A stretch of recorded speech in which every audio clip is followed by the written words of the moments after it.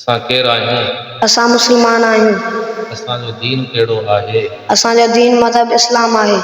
असांजे नबी साईं जो नालो छा आहे? असांजे नबी साईं जो नालो हज़रत मोहम्मद सल्लल्लाहु अलैहि वसल्लम आहे। तऊज़ छा आहे? तऊज़ औज़ु बिल्लाहि मिनश शैतानिर रजीम खे चइबो आहे। पनाह घुरां थो अलाह ताला खां शैतान मक़दूद जी।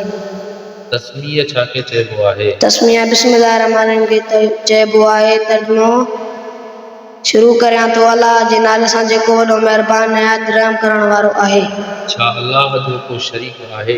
जी न, अलाह अकेलो आहे ऐं हुन जो को शरीक न आहे। अलाह कॾहिं खां आहे ऐं केसीं ताईं रहंदो? अलाह हमेशह खां आहे ऐं हमेशह रहंदो। सभिनी जहान वारनि खे कंहिं बणायो आहे ऐं रिज़्क़ केरु ॾींदो आहे? सभिनी जहान वारनि खे अलाह बणायो आहे ऐं रिज़्क़ बि अलाह ॾींदो आहे। छा अलाह जी का सिफ़त बुरी थी सघे थी? बुरी सिफ़त हिकु ऐब आहे ऐं अलाह ताला हर ऐब खां पाक आहे। सलाम करणु छा आहे? सलाम करणु सुन्नत ऐं दुआ आहे। अस्सलामु अलैकुम वरहमतुल्लाह।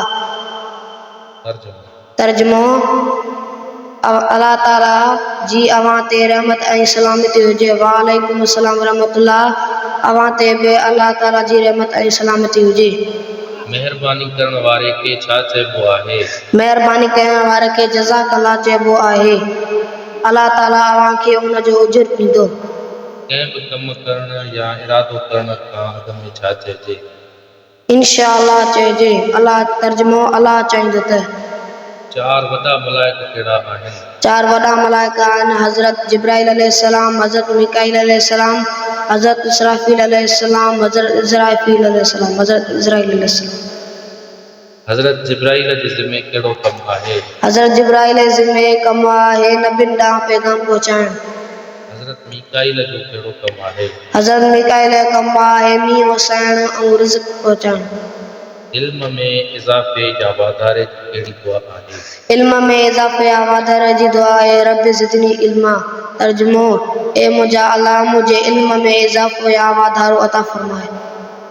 कंहिं बि इंसान जे मौत जी ख़बर पवे या का दुख जी ख़बर पवे त छा करिजे? इन्ना लिल्लाहि व इन्ना इलैहि राजिऊन चइजे। तर्जुमो असीं सभु अलाह जा बाना आहियूं ऐं उन ई ॾांहुं मोटंदड़ आहियूं।